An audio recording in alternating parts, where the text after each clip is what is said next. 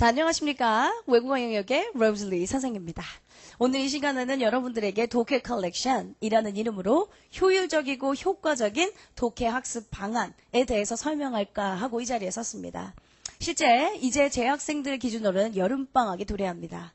우리 재수생 언니 오빠들이야 여름방학이라는 게 딱히 따로 존재하지 않겠지만 우리 재학생들 입장에서는요. 이제 완전히 학사 일정에서 벗어나서 여러분들이 수능에만 올인할 수 있는 최적의 시간이 되었습니다. 그러면 내가 갖고 있는 40여일 여름방학 기간 동안 어떻게 얼마나 처절하게 공부해야 독해를 완전히 그리고 온전히 다 잡을 수 있는가 분명히 공부 방법이 궁금하시겠죠. 근데 제 수업을 들었던 친구들은 제가 늘 얘기했지만 독해 공부는 나무보기 숲보기가 공존하게 공부하셔야 됩니다. 먼저 6월달 모의평가의 예를 들어보겠습니다. 6월달 모의평가가 끝난 다음 제가 해설 강의할 때도 그런 얘기를 했었는데요. 우리가 덮개가 쓰여 있었고 듣기평가의 속도가 느렸다. 뭐 그렇다면 장문 독해도 미리 해석할 수 없었던 거고 듣기평가 속도가 느리다면 우리가 독해의 시간 배분이 줄어들게 되니까 시간 배분이 절대적으로 관건인 시험이었다. 이 얘기를 한번 했었고 구문과 어휘는 굉장히 복잡했다. 그러나 이상하게 답찾기는 쉬웠다. 라는 분석 세 가지의 총평을 했던 걸로 기억이 납니다.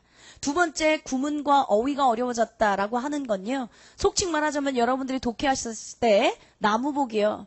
구문과 어휘 수준이 어려워졌으니까 결국엔 실력을 업그레이드 해야 된다라고 하는 얘기고 그러나 답찾기는 참 쉬웠다. 라고 하는 건 숲을 전체적으로 보면서 이 문제를 어떻게 풀어야 할지에 대한 전략과 전술을 갖고 계시면 어찌 보면 여러분들의 정답률은 쑥쑥 높아질 수도 있겠다라고 하는 얘기예요.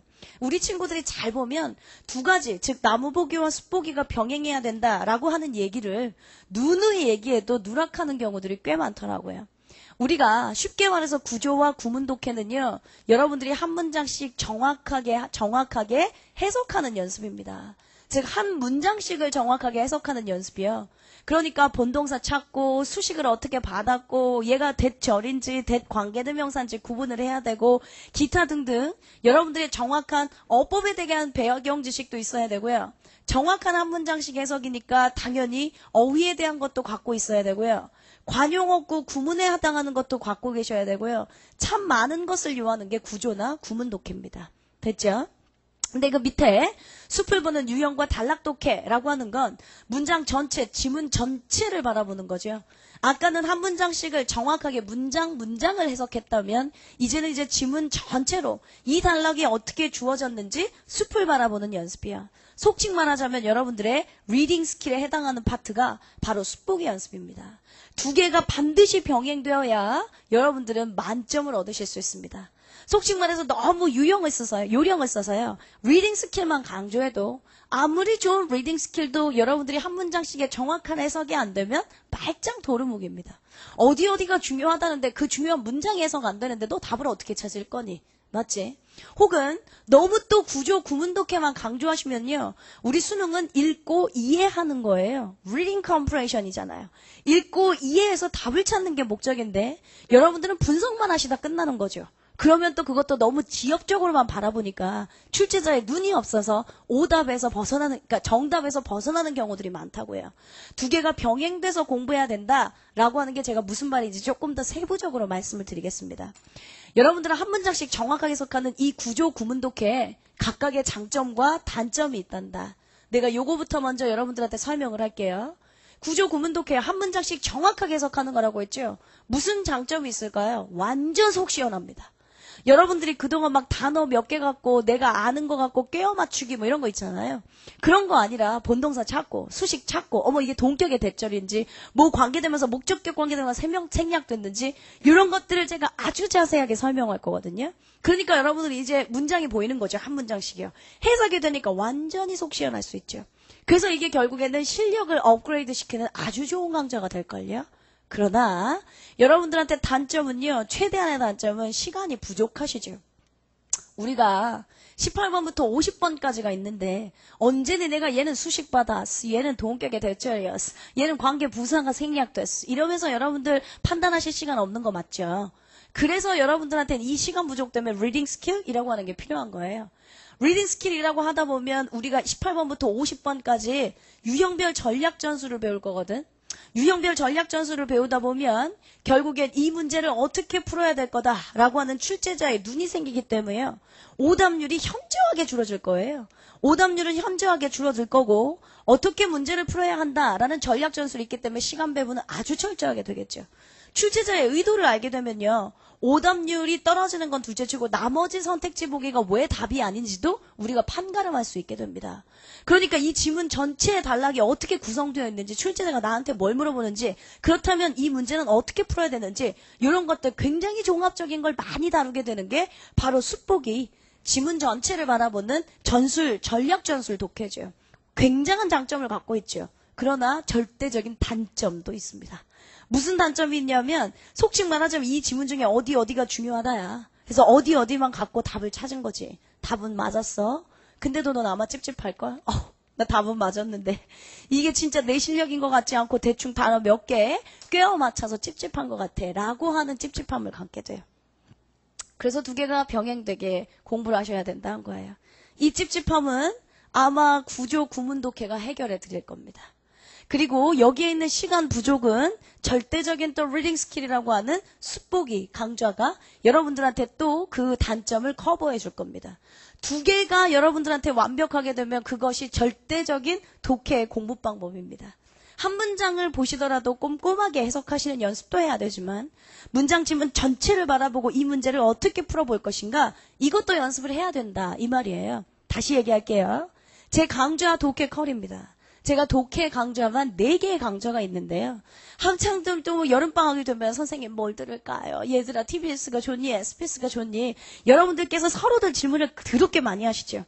잘 보면 제가 독해 커리가 지금 The Basic Structure 구문 독해, 즉 나무 보기 강좌입니다. 맞죠?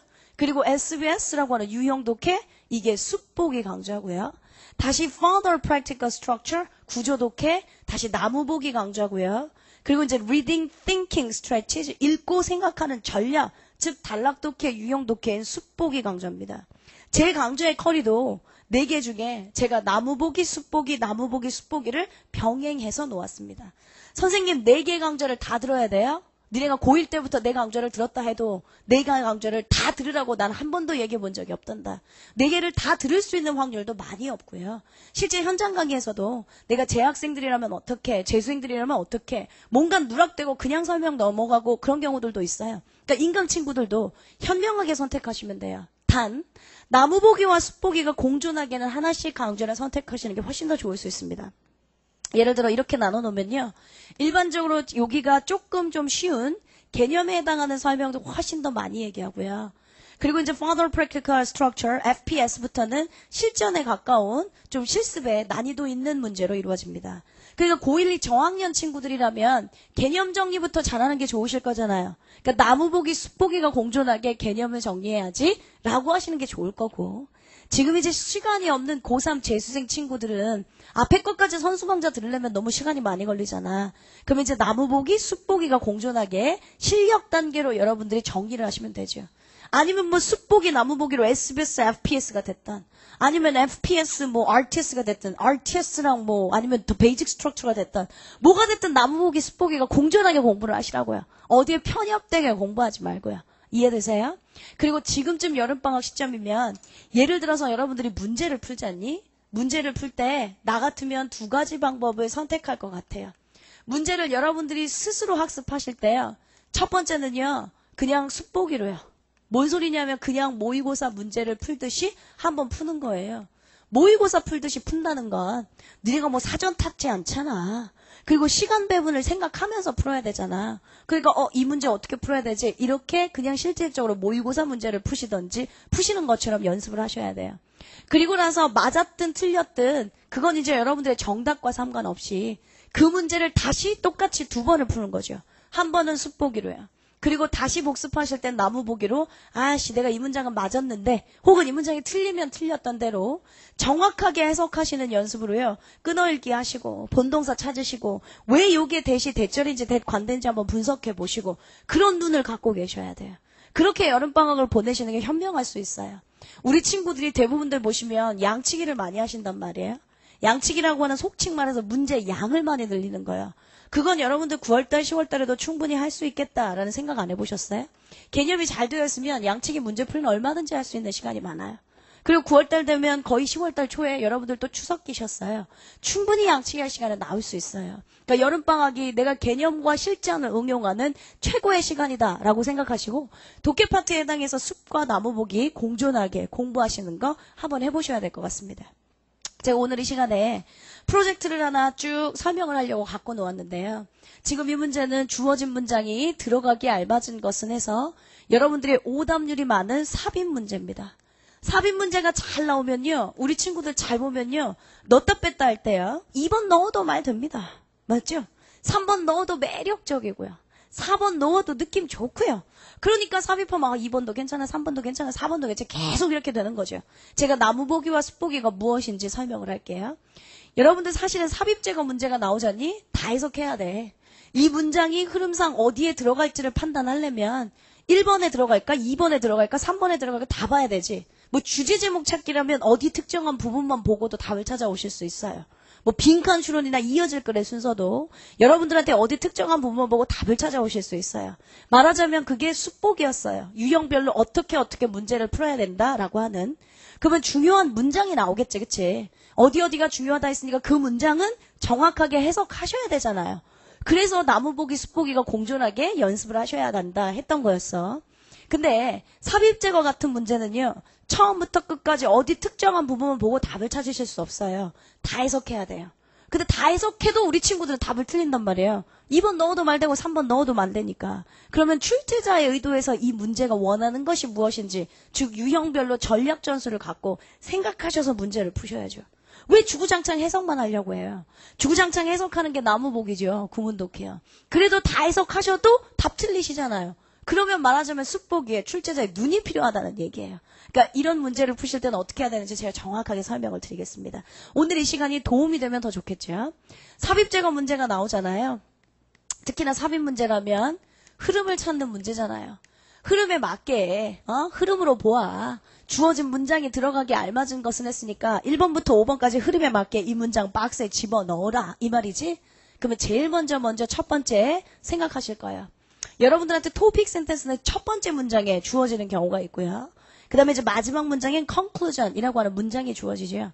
근데 웬만하면 토픽과 conclusion은 아닐 거다라고 제외하세요. 나름대로 토픽은 글감이고요.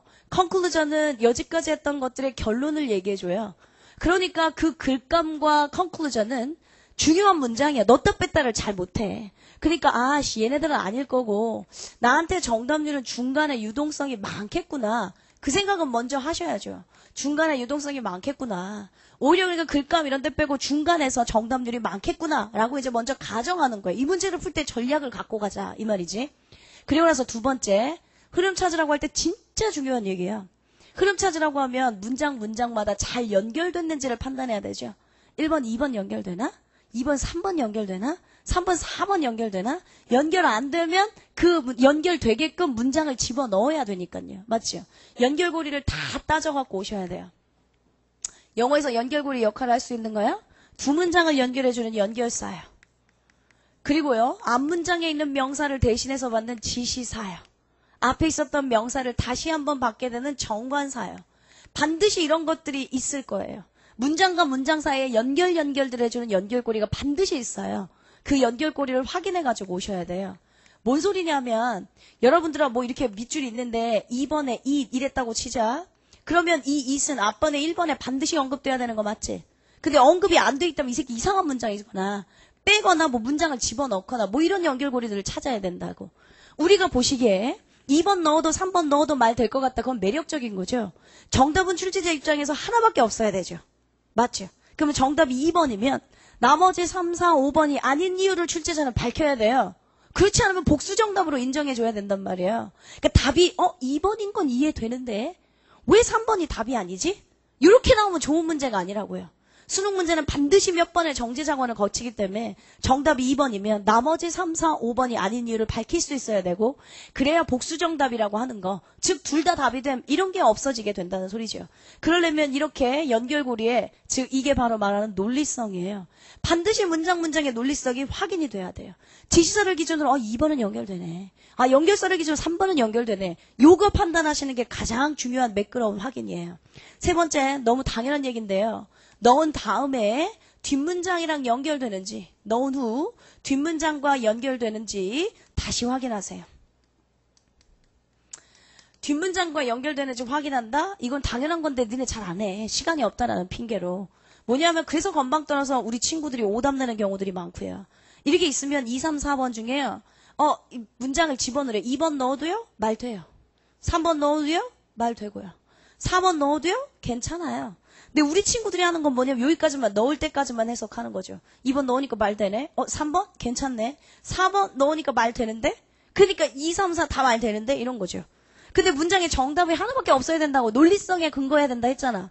2번 넣은 다음에 뒷문장하고 말이 안 되면 답 아닌 거지. 3번 넣어서 뒷문장과 말 안 되면 답이 아닌 거지. 4번 넣어서 뒷문장과 연결되면 그때서야 비로소 답인 거지. 그러니까 이 연결고리랑 뒷문장과 연결이 다시 되는지 반드시 파악한다. 이게 사실은 우리의 삽입제거 문제를 풀 때 가장 중요한 관건이에요. 제가 요게 이제 수능 기출문제였어요. 기출문제를 가지고요. 다른 어떤 문제들보다 사실은 기출문제들이 몇 번의 정제작원을 거쳤다고 했으니까 제가 이 문제를 갖고 한번 여러분들한테 설명하겠습니다. 딱 먼저 보는 거죠. 주어진 문장, 삽입 문제구나. 그 문장 집어넣으라는 거구나. 그 문장 집어넣으라고, 머릿속에 지금 토픽 공부지 아닐 거다. 아마 중간에 유동성이 많겠지? 연결고리 다 찾아내야지? 그리고 뒷문장과 다시 연결되는지 꼭 확인해야지? 이 전략은 머릿속에 있어. 기본적으로 한 문장씩은 해석이 돼야 돼. 얘는 어디 특정한 부분 보고 제가 답을 못 찾는다고 했으니까요. 보세요. There, he demonstrated the Zen art of meditation to the Chinese by sitting in front of the wall for 9 years. 그랬습니다. 그곳에서 그는 demonstrated, 증명했다. The Zen 예술을 of meditation, 명상이라고 하는 젠 예술을 증명했다. To the Chinese, 중국인들에게 by sitting, 앉음으로써 in front of a wall for 9 years, 9년 동안 벽 앞에 앉아있음으로써 중국인들에게 명상이라는 걸 증명했다. 또 꼴값 떨고 독하다. 어떻게 9년 동안이나 벽 앞에 앉아가지고 그 명상을 이런 거 감상하지 마. 너는 수능에 답 찾아갖고 와야 돼. 그럼 이 문제에서 연결고리 보이시는 건 제가 무조건 다 찾아갖고 오라고 했죠? 난 연결고리 2개 찾았어요. 잘 보세요. There, 지시사잖아요. 장소의 부사. He, 지시 대명사잖아요. 그곳에서 그는 증명했다 했지? 일단 이 박스가 들어가려면 그곳이 어딘지에 대한 정보가 나와야 되는 거 맞지? 그리고 그가 누군지에 대한 정보가 나와야 되지? 앞에서 분명히 장소가 그리고 그 사람이 누구인지에 대한 정보가 나와야 이 박스가 들어갈 수 있죠. 됐어요? 그러면 이제 2가지 정보를 갖고 이제 연결고리를 찾아내는 거죠. A legend explaining his origins involves dharma. 저는 이제 구문 독해는 정확하게 해석하는 건 잠깐 생략하겠습니다. 차의 기원을 설명하는 전설은 involves, 포함하고 있다. 달마 이야기를 포함한다. The father of Zen Buddhism. 그러면 여러분들 주어진 박스가 1번에 들어갈 수 있을까? 먼저 생각하세요. 차의 기원을 설명하는 전설은 달마 이야기를 포함한다. 그 젠 부디즘의 아버지인 달마. 그랬어요.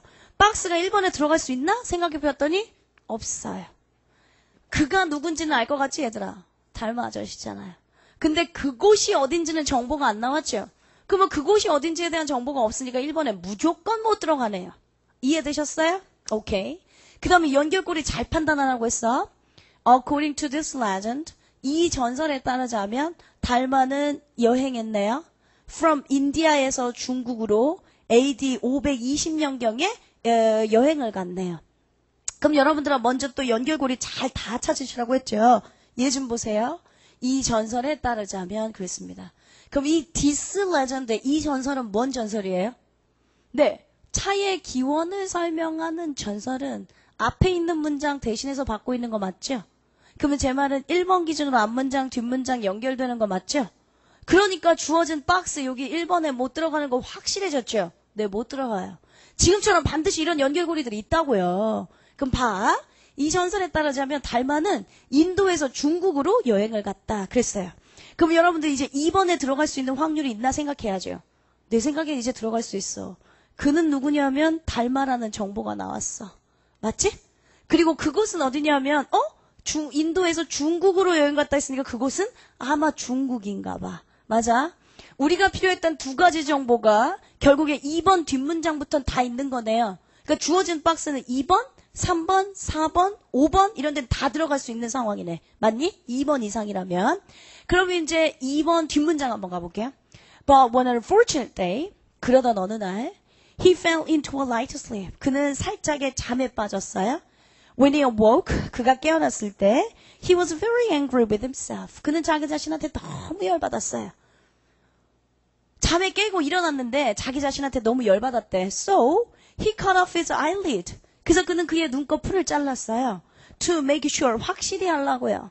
He would never sleep again. 다시는 잠을 자지 않도록 하기 위해서 눈꺼풀을 잘랐대요. 그러면 또 꼴까 징그러워. 잠 안 자려고 눈꺼풀을 잘랐대. 네 혼자 감상하지 말라니. 지금 우리는 연결고리 다 표시하셔야 돼요. 맞지? So, 이거 좀 보자. 연결사잖아요. 그럼 앞에 원인이 있고 뒤에 결과가 있으면 돼요. 근데 얘가 봐봐. 앞에 어느 불운한 날 자기가 잠깐 잠을 잤지. 깨고 나니까 그가 자기 자신한테 너무 열받은 거라 잤다는 게. 그래서 그는 잠을 안 자려고 눈꺼풀을 잘랐다. 얘 3번 연결사 기준으로 앞문장 뒷문장 연결되니 안 되니? 네, 연결되죠. 그러면 주어진 박스요. 찢어서 여기다 넣을 수 있어요? 없어요? 없죠. 그럼 얘 안 된다는 소리예요. 됐습니까? 봐봐. 1번은 디스 기준으로 앞문장 뒷문장 연결됐어. 못 들어가. 3번은 보니까 so 기준으로 앞문장 뒷문장 연결이 됐어. 못 들어가. 됐지? 그럼 이제 4번이요. 그래서 그는 잠을 안 자려고 눈꺼풀을 잘랐다. 됐죠? 그리고 나서 the bloody eyelid. 그 피가 뚝뚝 떨어지는 눈꺼풀이 땅에 떨어졌다. 그러면 또 연결고리 찾아야죠. 얘들은 the bloody eyelid. 그 피가 뚝뚝 떨어지는 눈꺼풀? 정관사잖아요. 그 피가 뚝뚝 떨어지는 눈꺼풀 뭔데? 그럼 앞에서 저기가 잠 안 자려고 눈꺼풀 잘랐잖아. 그래서 그 눈꺼풀이 땅에 떨어졌다 이거잖아요. 그러니까 제 말은 또 얘 덜을 기준으로 4번이요. 4번 기준으로 앞뒷 문장이 연결돼야 안 돼요. 네, 또 연결되죠. 그러니까 중간에 박스 찢어서 4번에 못 넣죠. 이해되세요? 그리고 나머지 5번 가볼게. 결국에 피가 뚝뚝 떨어지는 그 눈꺼풀 땅에 떨어져서 그것들이 차식물이 되었다. 우리가 말하는 잠 안 자게 하는 홍차가 되었다. 이거예요. 그러면 여기도 연결고리 또 있는데 그것들이 차식물이 됐다. 그것들이 가르치는 건 뭔데? 네, 앞에 있었던 그 피가 뚝뚝 떨어지는 그 눈꺼풀이 땅에 떨어져서 그것들이 차식물이 되었다 했죠. 그러면 5번 기준으로요. 또 연결고리 기준으로 앞문장 뒷문장 연결돼요? 안 돼요? 연결되죠? 네. 그럼 얘도 안 돼요. 지금 이제 박스에 살아있는 건 2번밖에 안 된단 말이에요. 이게 바로 논리성이에요. 근데 우리 친구들은 어떠냐면 주구장창 해석하세요. 해석하다 보면 2번 넣어도 말 되는데 3번 넣어도 느낌이 괜찮은데 이런다고. 반드시 연결고리에 논리성이 존재하니까 1번, 2번 기준으로 연결되나? 되네? 탈락. 그러면 3번, 4번 기준으로 연결되나? 탈락. 연결고리 또 있네? 또 있네? 또 있네? 다 판단하셔야 돼요. 그러면 정답은 하나밖에 안 나오죠. 그러면 출제자는 3번이라고 네가 오답을 냈을 때 왜 3번이 답이 아닌지 철저하게 논리적으로 반박할 수 있잖아. 이해돼? 그러니까 문제가 이렇게 나와요. 이건 유형별 전략 전술, 즉 숫보기로 문제를 풀어야 돼요. 그러나 여러분들이 한 문장씩의 해석이 안 되면 이건 다 해석해야 된다 했으니까 한 문장씩의 구조의 특성을 갖고 있지 못하면 여러분들은 또 해석이 안 되신단 말이에요. 그러니까 두 가지가 나무보기 숫보기가 반드시 공존하게 공부를 하셔야 한다라고 얘기했던 건 그 말입니다. 근데 너무 구조에만 포커스를 맞추면 시간이 부족할 거니까요. 또 너무 숫보기에만 즉 리딩 스킬에만 의존하시면 여러분들의 찝찝함이 남을 거니까요. 둘 중에 사실은 상위권 친구들이라면 구문구조 독해 포커스를 맞춰서 정확하게 해석하는 걸 하시는 게 더 좋고요.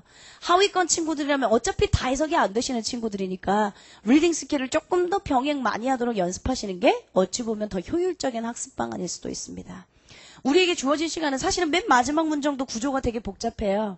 이런 것들은 제가 RTS 교재에서 본격적으로 다 말씀드리니까 그때 강좌를 통해서 보시면 좋겠고 내가 지금 독일 콜렉션에서 말하고자 하는 목적이 뭔지는 알겠지.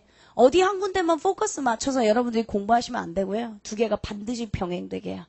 그래서 네가 혼자 문제집을 강좌를 듣지 않고 네가 혼자 문제집을 푼다고 해도 먼저 그냥 모의고사처럼 숲보기를 한번 풀어보고 그리고 이제 나무보기를 꼼꼼하게 정확하게 해석하는 연습을 해야 그리고 이제 9월달, 10월달에 양치기로 목숨을 거는 게 훨씬 더 효율적인 방법일 수 있다. 혹은 강좌를 선택하실 거면 강좌 선택이 각각 나무보기, 숲보기가 공존하게 강좌를 동시에 들으시는 게 훨씬 더 효율적일 수 있다라는 말씀을 드린 겁니다. 여름방학은 그래도 여러분들이 공부할 수 있는 시기적인 여유가 많고요. 지금 제가 촬영하는 시점이 아마 120일이 남아있는 시점일 겁니다. 그러니까 여러분들에게 아직 남아있는 달들이 많습니다. 그러니까 시간이 없다라는 핑계는 제가 수험생들이 최대의 핑계다 했죠. 뭘 그렇게 시간이 없대. 니네 사실은 3월달부터 공부했다고 치면 3, 4, 5, 6, 7월달, 7월 중순까지 보냈죠. 그러니까 4개월 반 공부했어요. 근데 남아있는 거요. 7월달 반 남아있고요. 반달. 8, 9, 10, 10일. 오히려 더 많이 남아있어. 그러니까 여러분들이 시간이 없다라는 생각하지 말고 지금부터 천천히 하나씩 올라가시는 거예요. 그렇게 연습을 하셨으면 좋겠습니다. 그래서 진짜 여름방학 때 목숨 걸고 열심히 공부를 하고 나서서 그리고 9월달 모의고사 때 성적으로 보상받는 여러분들이 되셨으면 좋겠습니다. 그렇죠? 오늘 여기까지 하겠습니다. 수고하셨습니다.